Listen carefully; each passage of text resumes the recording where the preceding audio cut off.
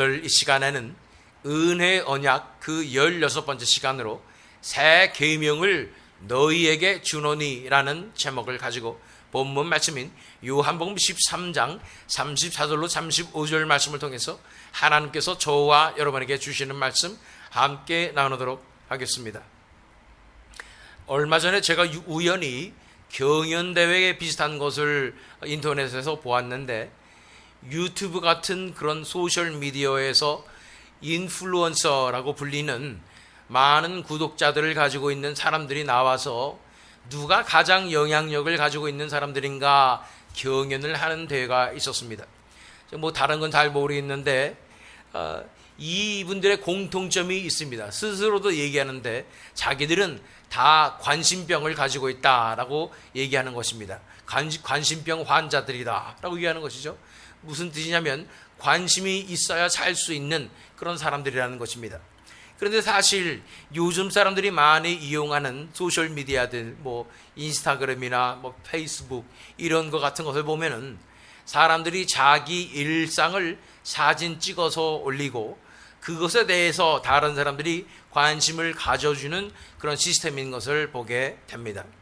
이러고 보면 현대인들은 다들 사랑과 관심에 목말라 하며 살아가고 있는 것 같습니다.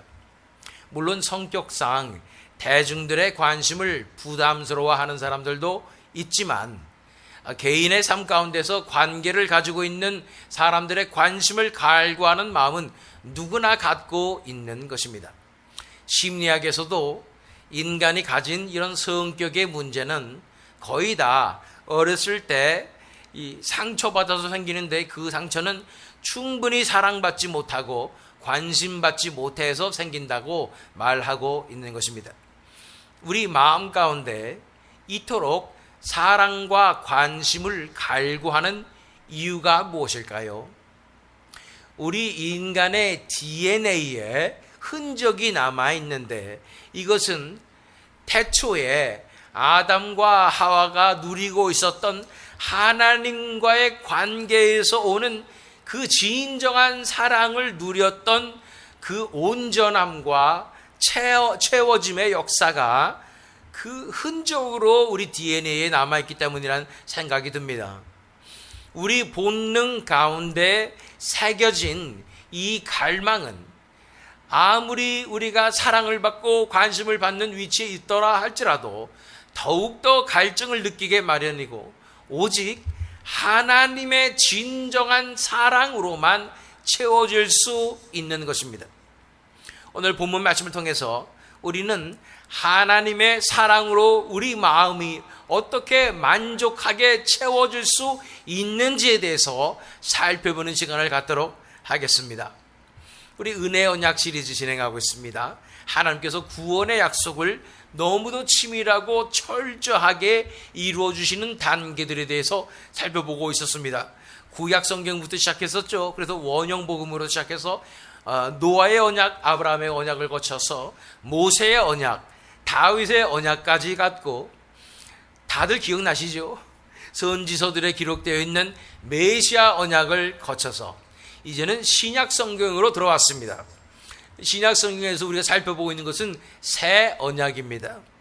첫 시간에는 예수님의 성육신의 역사로 은혜와 진리가 충만한 것에 대해서 살펴봤고, 지난 시간에 살펴본 건 두 번째 시간으로 왕으로 오신 그리스도의 정체성에 대해서 살펴보았습니다. 그것에 대한 소망을 우리가 꿈꾸는 것에 대해서도 살펴보았습니다.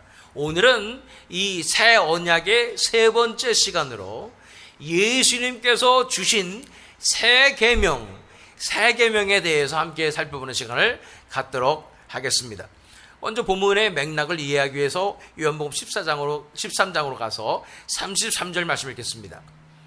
어린 자녀들아, 아직 잠시 동안은 내가 너희와 함께 있겠다. 그러나 너희가 나를 찾을 것이다.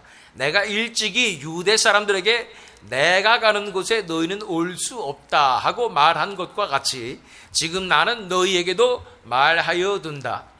예수님께서 마치 곧 떠나가실 것처럼 말씀하시는 장면인 것입니다. 그렇습니다. 예수님께서 잡히시기 바로 직전에 이런 말씀들을 마치 제자들에게 부모가 자녀에게 유언하듯이 그렇게 유언의 말씀으로 주신 것 같은 말씀을 하는 것이 바로 본문 말씀인 요한복음 13장 34절과 35절의 말씀인 것입니다.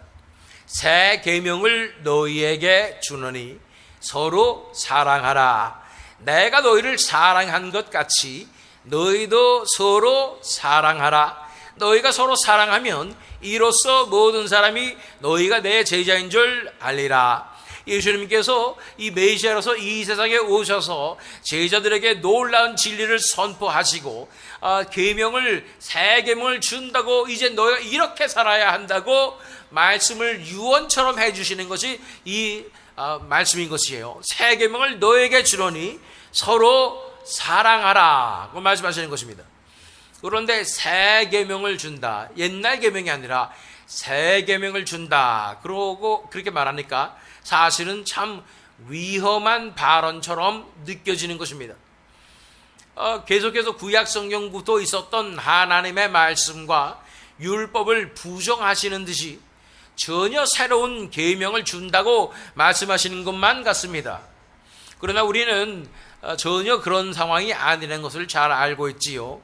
사실은요, 이 새 계명을 준다고 하는 것이 새 계명이 아니라 예수님께서 율법을 온전히 이루기 위해서 주시는 말씀이 서로 사랑하라는 것임을 알 필요가 있다는 것입니다.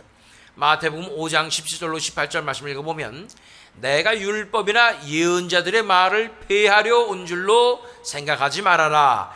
피하려 온 것이 아니라 완성하러 왔다. 내가 진정으로 너에게 말한다. 천지가 없어지기 전에는 율법은 1.1획도 없어지지 않고 다 이루어질 것이다. 그래서 예수님께서 율법을 완성시켜 주신다고 말씀하시고 예수님의 삶을 통해서 예수님의 가르치심을 통해서 이 율법의 더 귀중한 그 본질을 알려주시는데 한마디로 예수님께서 축약하셔서 말씀하시는 것이 서로 사랑하라고 말씀하여 주시는 것입니다.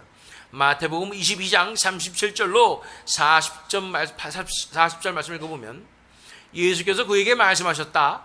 네 마음을 다하고 네 목숨을 다하고 네 뜻을 다하여 주 너의 하나님을 사랑하여라 하였으니 이것이 가장 중요하고 으뜸가는 계명이다.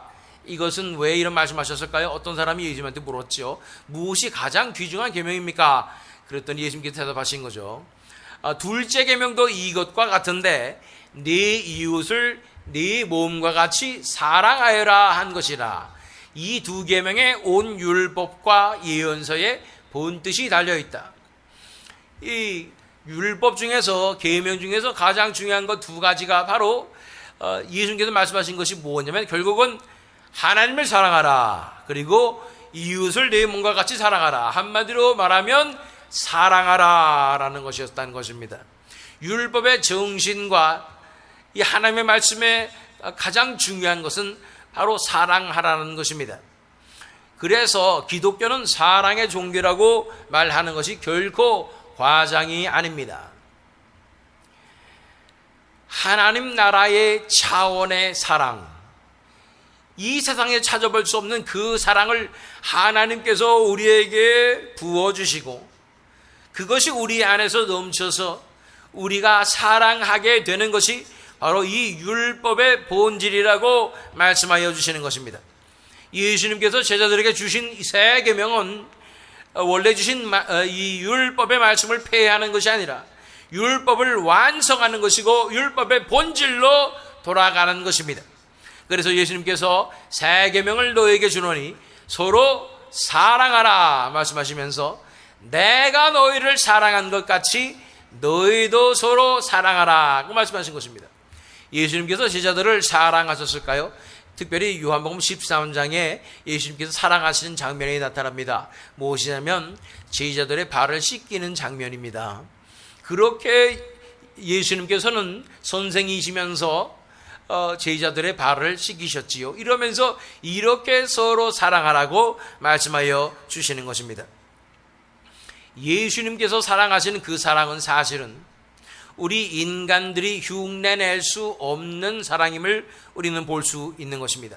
인간들이 흉내낼 수 없는 신적인 사랑입니다.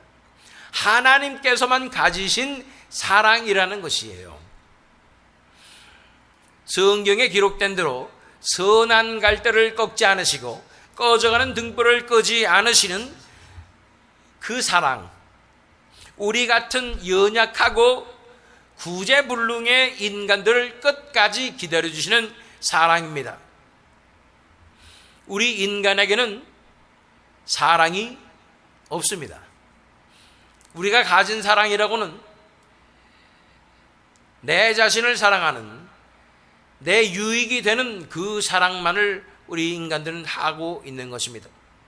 아무리 내 가족들을 사랑한다 할지라도 그 가족들이 이쁜 짓을 해야 사랑이 되죠. 못된 짓만 하면 사랑이 도저히 나오지가 않습니다. 결국 나한테 도움이 돼야 사랑하는 것이고, 물론 이 모성애 이런 것들은 굉장히 하나님의 사랑을 닮은 그러한 희생적인 부분이 있지만 결국은 계속해서 말 안 듣고 계속해서 반항하고 뻗대면 우리는 다시 포기하고 마는 것이 우리의 인간의 사랑이라는 것입니다. 그런데 자식으로서 못돼도 그렇게 못된 모습을 보이는 것이 바로 우리 인간 아니겠습니까?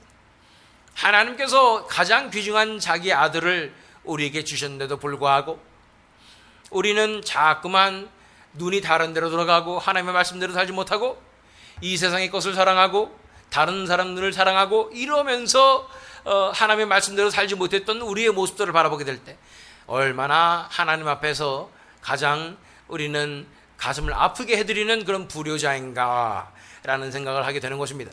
그럼에도 불구하고 하나님은 참으시고 또 참으시고 기다리고 계시는 것입니다. 예수님의 사랑은 바로 이렇게 기다려주는 그 온전하신 사랑이라는 것을 바라보게 되는 것입니다. 어제 토요 새벽 예배 때 우리는 로마서를 공부하고 있는데 어제 읽었던 말씀이 로마서 5장 7절로 8절 말씀입니다. 의인을 위해서라도 죽을 사람은 거의 없습니다. 더욱이 선한 사람을 위해서라도 감히 죽을 사람은 드뭅니다. 그러나 우리가 아직 죄인이었을 때에 그리스도께서 우리를 위하여 죽으셨습니다. 이리하여 하나님께서는 우리들에 대한 자기의 사랑을 실증하셨습니다. 의인들이나 선인들을 위해서 죽는 것도 보기 힘듭니다. 인간들은 다 이기적이기 때문에 욱하는 심정으로 잠시 의인을 위해서 목숨을 바치는 사람들이 있을 수도 있어요. 그러나 확실히 절대 안 되는 것은 죄인들을 위해서 누가 죽겠습니까? 그렇게 얄미운 사람들, 이기적인 사람들, 날마다 배신하는 사람들을 위해서 죽는다는 것은 정말로 불가능합니다. 그런데 우리가 연약하고 경건하지 못하고 죄인되고 하나님과 원수가 되었을 때에 예수님께서는 그런 우리를 위해서 죽으시고 희생하시는 것이 예수님의 사랑인 것입니다.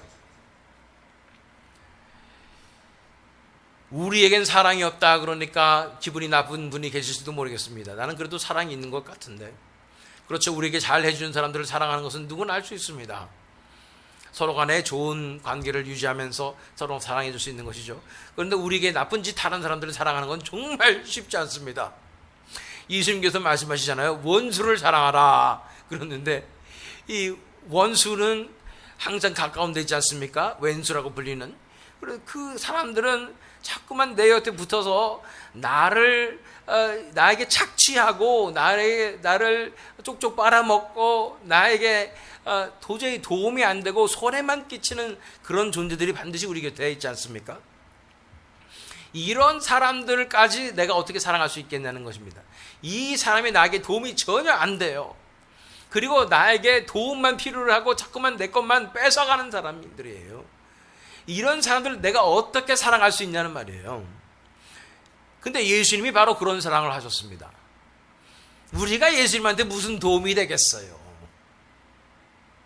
우리는 자꾸만 예수님에게 손해만 깨치는 그런 불효자 같은 그런 존재들인데, 예수님께서는 그럼에도 불구하고 우리를 기다려주시고 우리를 사랑해주시고 우리를 위해서 십자가에 돌아가신 분 아니시겠습니까?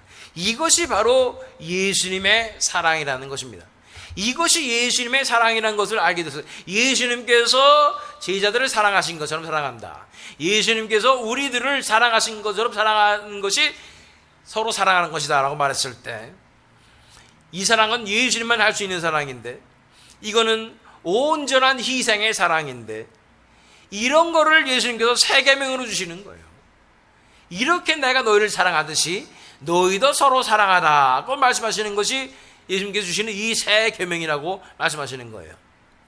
그저 그냥 율법을 지키는 이유는 내가 거룩해지고 정결한 삶을 살고 또 거룩해지는 삶을 살아가기 위해서, 그래서 나 구원받고 천국 가기 위해서가 아니라, 예수님께서 원하시는 기준은 이제는 그 예수님의 사랑, 희생과 이타적인 그 사랑이 내 안에서 흘러 넘쳐야 그것이 새 계명을 지키는 삶이라고 말씀하여 주시는 것입니다.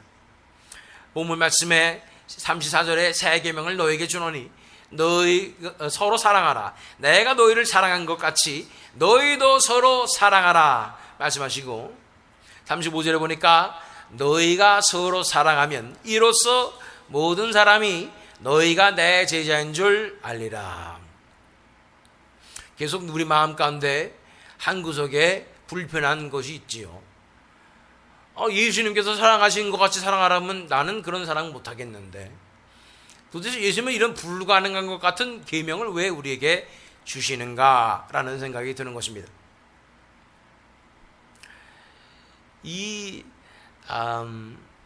이렇게 만약에 그러나 우리가 예수님께서 사랑하시는 그 사랑으로 서로 사랑할 수 있다면, 이것이 우리가 예수 그리스도의 제자인 것을 증명할 수 있는 길이라고 말씀하시는 겁니다.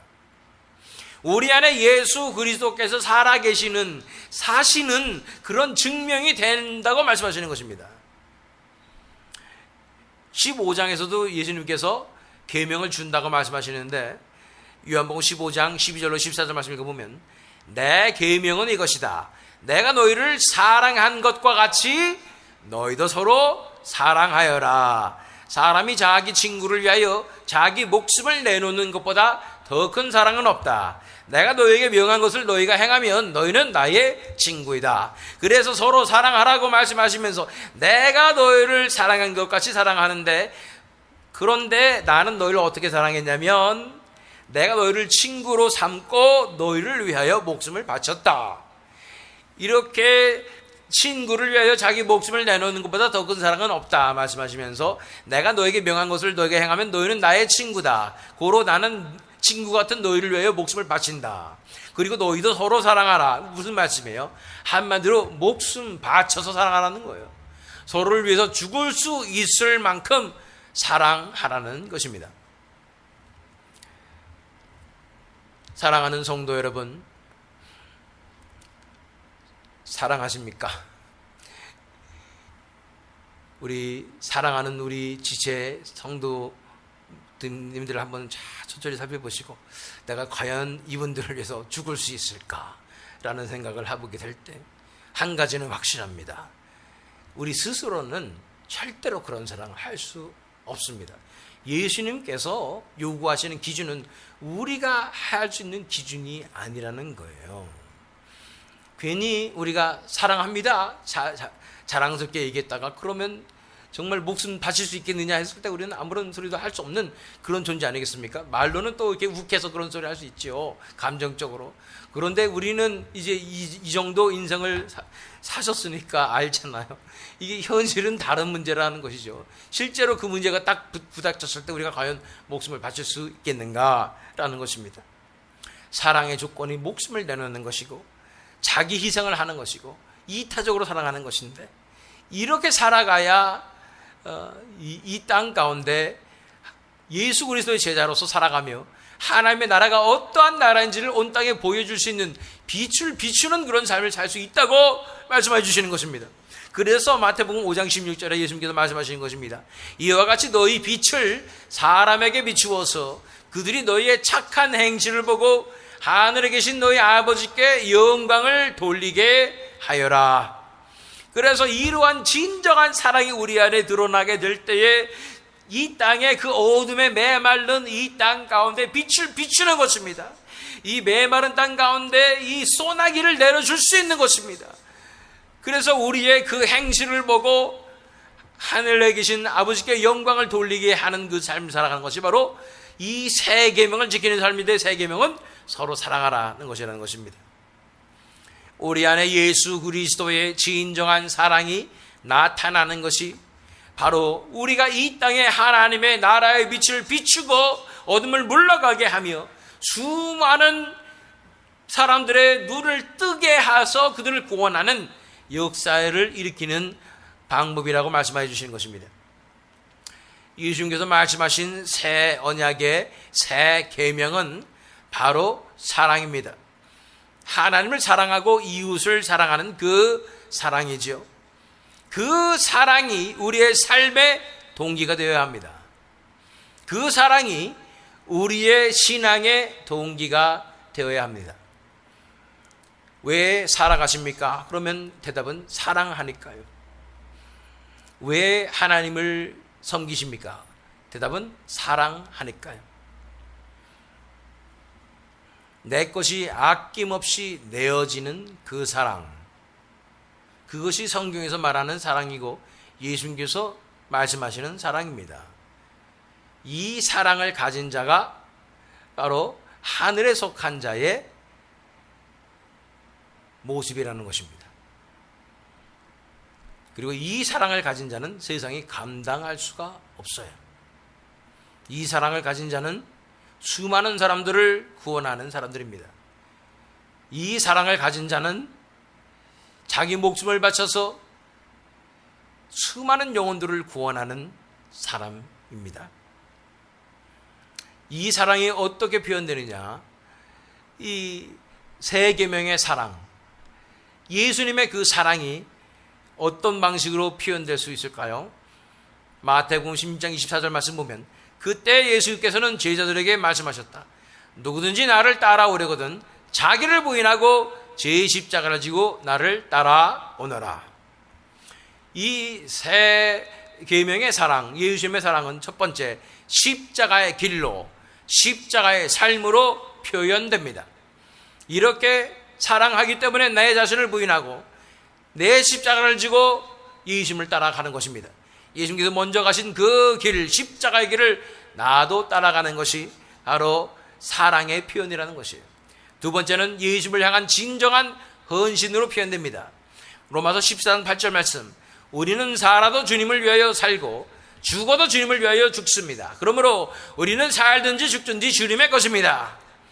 우리의 삶이 변화되어서 우리 삶에 들끓는 불타오르는 소망은 주님을 위해 사는 것입니다. 전적으로 헌신되는 것입니다. 내가 죽고 주님께서 드러나는, 나는 쇠하고 그는 흥해야 하는 그 사랑으로 나가는 것, 이것이 이 세 계명을 가진 자의 사랑의 표현 방법이라는 것입니다. 세 번째는 형제 자매들을 위한 희생의 사랑이라는 거예요. 사도 바울은 빌립보서 2장 17절에 이렇게 말씀하고 있습니다.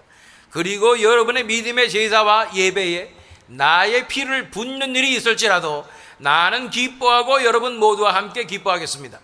성도들을 위해서 개역개정에는 내가 전제로 드릴지라도 라고 말하고 있지만 이 새 번역에는 믿음의 제사와 예배에 나의 피를 붓는 일이 있을지라도, 피를 붓는다는 거예요. 내 생명을 바친다는 거예요. 내 인생이 다 통째로 액체처럼 부어진다고 말씀하는 것입니다. 이 형제 자매를 구원하는 일에, 이들을 살리는 일에, 그들을 섬기는 일에 내 모든 것이 다 바쳐지고 받게 된다고 말씀하는 것입니다. 이렇게 사랑해야 사랑한다는 것이죠. 이렇게 사랑을 표현해야 된다고 말씀하시는 것입니다. 그리고 예수님께서 말씀하신 세 계명을 주셨으니 서로 사랑하다. 말씀하시는 것입니다. 이것을 볼 때 우리 마음 가운데 많은 찔림이 있는 것을 보게 됩니다. 제 자신을 돌아보건대도 제가 정말로 이러한 사랑을 하고 있는가 돌아보게 됩니다. 물론 제가 우리 사랑하는 성도 여러분들 한 분 한 분을 위해서 날마다 기도하고 있습니다. 그러나 제 마음이 그렇게 불타오른다 할지라도 제 삶의 열매와 언행과 이런 것으로 드러나지 않는다면 어떻게 알겠어요? 그러니 제가 이 말씀을 준비하며 다짐한 것이 있습니다. 어떻게 해서든 제가 표현해야 되겠다라는 생각이 들었습니다. 그래서 제가 이렇게 선포를 해야 또 기억하고 실천할 수 있을 것이라고 생각합니다. 제가 우리 성도 여러분들에게도 사랑을 표현하는 목회자가 되도록 노력하겠습니다. 그동안 제가 표현하지 못해서 서운하게 여기신 것이 있다면 정말 죄송합니다. 그러나 예수 그리스도의 사랑으로 사랑하는 그 사랑이 흘러 넘쳐야 하는 줄로 믿습니다. 자, 그런데 이런 말씀을 들으면은 그러면 어떻게 우리가 이 계명을 지킬 수 있을 것인가 라는 생각이 드는 것이죠. 예수님만 할 수 있는 그 사랑을 우리한테 하랬는데 죽었다 깨나도 우리는 그런 사랑이 없다는 것이죠. 그러면 우리가 어떻게 이 사랑으로 하나 되는 교회가 될 수 있겠는가라는 것입니다. 어떻게 우리가 그 사랑으로 그 사랑을 다른 사람에게 나눠주는 그런 삶으로 나갈 수가 있겠는가 하는 것입니다. 정말 그게 가능하기나 한 걸까요? 가능한 것 같긴 해요. 왜냐하면 초대교회 성도들을 보니까 예수님을 위해서 목숨을 바치고 또 형제자매들을 위해서 목숨을 바치고 이런 사랑들이 넘치는 것 같았어요. 그렇다면 우리가 이 현대사회를 살면서 각박하고 이기적인 그 현대사회를 살면서 우리가 어떻게 서로를 위해서 목숨을 바칠 수 있는 정도까지 사랑할 수 있을까라는 생각을 하는 것입니다. 자, 사랑이 없어서 이 사랑 못한다고 말씀드렸습니다. 우리 안에는 진정한 사랑이 없어요. 그러면 사랑이 생기면 될 거 아니에요. 그것이 오늘의 힌트입니다. 어떻게 우리가 사랑이 생길 수가 있는 것인가? 이렇게 사랑의 삶을 살아가는 유일한 방법과 유일한 동기는 바로 하나님의 그 신적이고 온전한 사랑이 내 마음 가운데 부어지는 것밖에 없습니다. 내 안에는 진정한 사랑을 없지만 하나님의 사랑이 내 마음 가운데 가득 부어지게 될 때에 그때에 나는 진정한 사랑이 무엇인지를 알게 되고 그 사랑을 할 수 있는 자로 하나님께서 은혜를 베풀어 주셔서 그 삶을 살아갈 수 있다고 말씀하는 것입니다.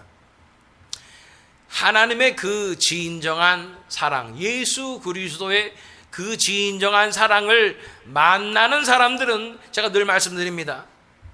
그런 사람들은 드디어 내가 어떠한 존재인지를 깨닫게 됩니다. 나는 그냥 이렇게 아등바등 이 땅에서 다른 사람들처럼 밥 벌어먹고 살면서 이렇게 사는 것이 내 삶인가 보다.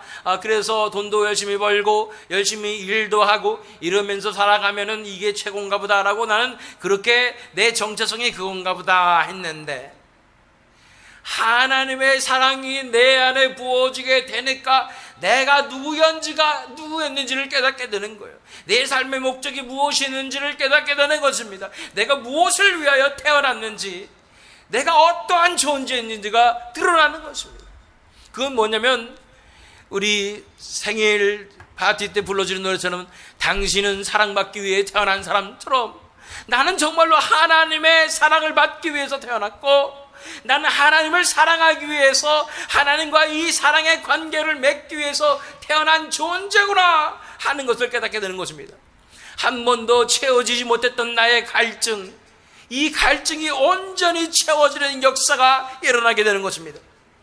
내 인생의 본질을 깨닫게 되니까 내 인생에 갈급했던 모든 갈증들이 다 채워지고 나니까 이제는 사랑이 흘러넘치는 거예요. 내 안에 하나님의 사랑이, 예수 그리스도의 사랑이 흘러넘치게 되는 것입니다. 전에는 사람들에게 따돌림 당할까봐 전전긍긍하고 그 외로움이 죽기보다 싫어가지고 어떻게 해서든 다른 사람들과의 관계 가운데로 내가 나가려고 하고 이러한 아등바등 살던 내가 이제는 하나님의 사랑을 만난 다음에는 아무도 나에게 관심이 없어도 괜찮아요.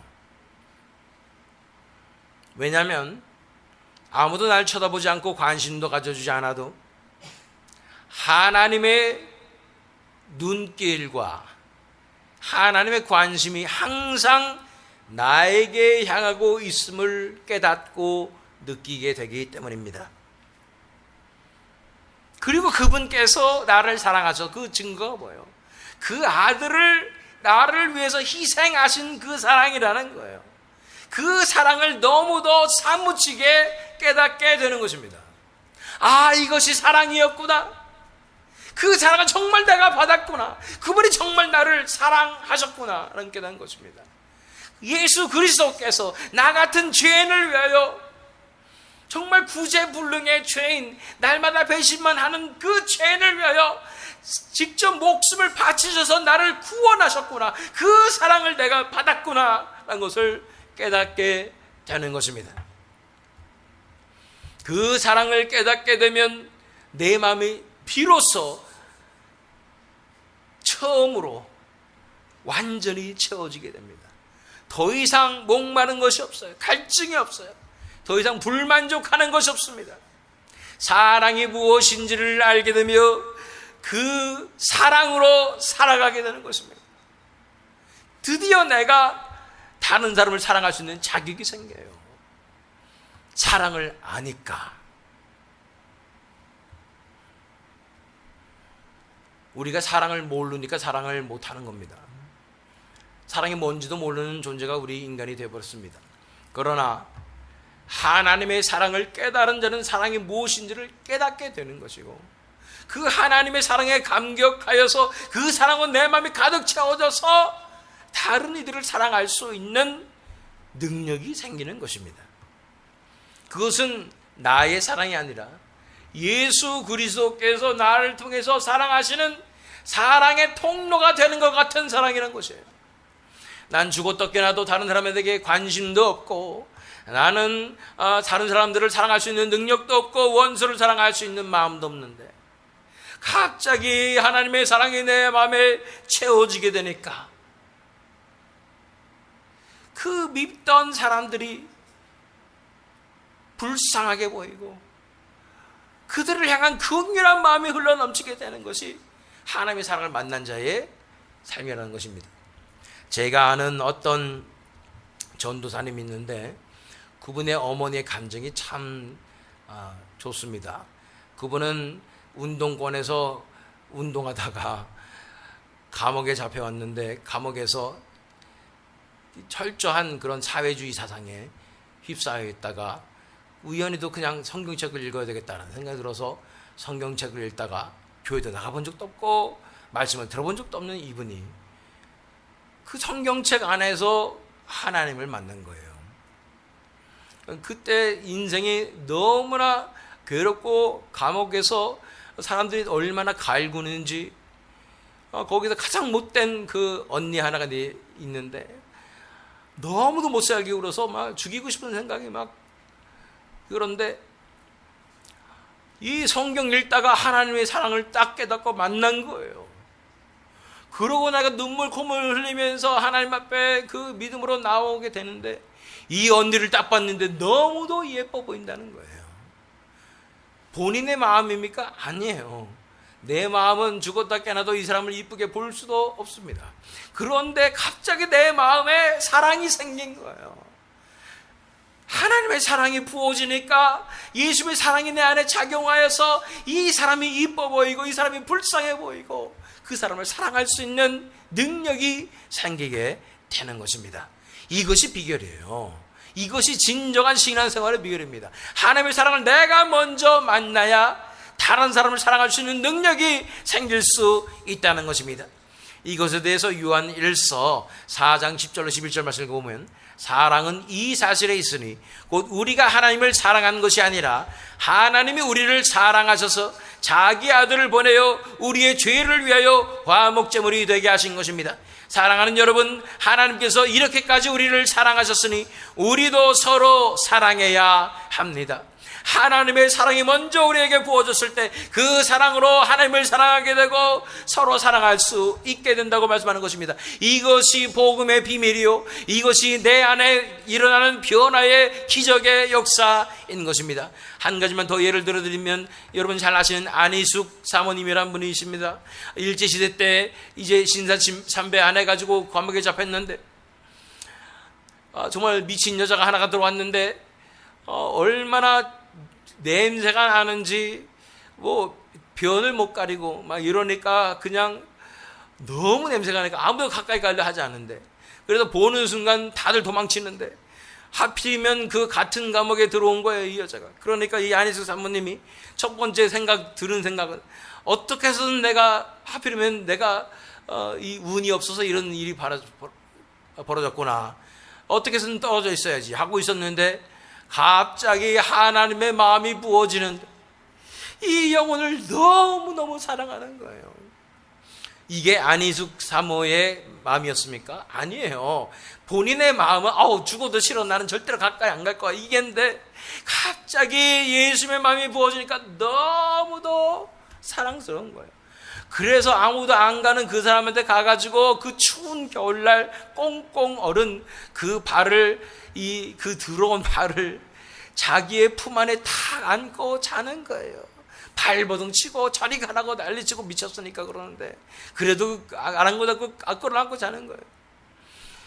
몇 날 며칠을 그렇게 끌어안고 자는 겁니다. 그를 녹여주고 사랑해주고 자는 거예요. 이게 가능이나 합니까? 하나님의 사랑이 임하면 가능한 거예요. 내 사랑이 아니에요. 예수님의 사랑이 임할 때 이것이 가능하시고, 그러니까 이 여자가 어떻게 됐겠어요? 진짜 사랑을 알게 되는 거예요, 이 여자도. 그래서 이 여자가 변화되고 정신을 차리고 구원받는 놀라운 역사가 그 감옥 안에서 일어나게 되는 것입니다. 이것이 우리의 삶을 변화시키고 우리 크리스찬답게 하는 놀라운 능력이 나타나는 계명입니다. 서로 사랑하라는 계명이라는 것입니다. 본문 말씀 다시 한번 읽습니다. 새 계명을 너희에게 주노니 서로 사랑하라. 내가 너희를 사랑한 것 같이 너희도 서로 사랑하라. 너희가 서로 사랑하면 이로써 모든 사람이 너희가 내 제자인 줄 알리라. 우리 자신을 돌아보길 원합니다. 내가 정말로 사랑이 있는가? 이런 사랑을 해본 적이 있는가? 사랑을 받은 적이 있는가? 내가 그래 본 적이 없다고 해서 창피하거나 너무 힘들어하지 마시기 바랍니다. 이 사랑은 이 세대에 많은 크리스천 가운데에도 경험되기 힘든 그런 세대입니다. 그렇기 때문에 너무 늦지 않았습니다. 지금이라도 이 사랑을 나에게 보여달라고, 내 마음을 온전히 채우는 그 하나님의 사랑을 깨닫게 해달라고 간구하시면 됩니다. 만약 하나님께서 은혜를 베풀어 주신다면 내가 어떠한 존재인지를 바라보게 하실 것입니다. 내가 사랑을 나눠주는 존재가 아니라 사랑을 착취하는 존재였구나. 항상 내 마음 가운데 사랑이 갈급하여서 항상 불만족하며 다른 사람들의 관심과 사랑을 쪽쪽 빨아먹는, 그래서 다른 사람들을 다 나가 떨어지게 하고 지치게 하고 힘들게 하는 사람이었구나라는 것을 깨닫게 해 주실 것입니다. 자, 우리는 어떻게 해야 합니까? 하나님의 사랑을 만난 자 반드시 변화됩니다. 하나님의 사랑이 나를 강권하시는 것입니다. 하나님의 사랑이 내 삶을 송두리째 바꾸는 것입니다. 하나님의 사랑이 내 삶을 이제는 바꿔서 내가 어떠한 존재인지를 깨닫게 되고 그 사랑으로 다 사람들을 사랑하며 살 수 있는 진정한 크리스천의 삶으로 나가게 하는 것이 하나님의 사랑입니다. 우리에게 필요한 것은 하나님의 사랑입니다. 그 사랑을 만나야 합니다. 이 사랑을 정말로 실체적으로 만나는 놀라운 은혜를 우리에게 부어달라고 간구하십시오. 간절히 구하는 자에게 반드시 응답해 주실 것입니다.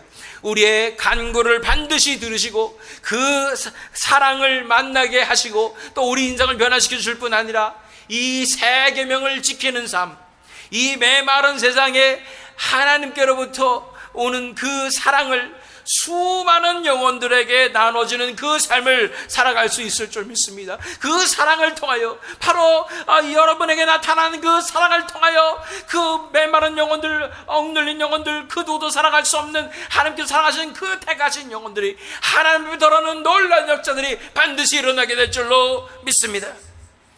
하나님의 사랑으로 채워져서 하나님께서 사랑하시는 영혼들을 듬뿍 사랑해 주므로 하나님 나라의 문화와 정신을 그들에게 나타내고 그들에게 빛을 비춰주며, 그래서 수많은 사람들을 구원의 길로 인도할 뿐 아니라 그것을 통하여 하나님께 영광 돌리시는 저와 여러분 되시기를, 또한 이 새 믿음 장로게 되기를 예수 그리스도의 이름으로 축원합니다.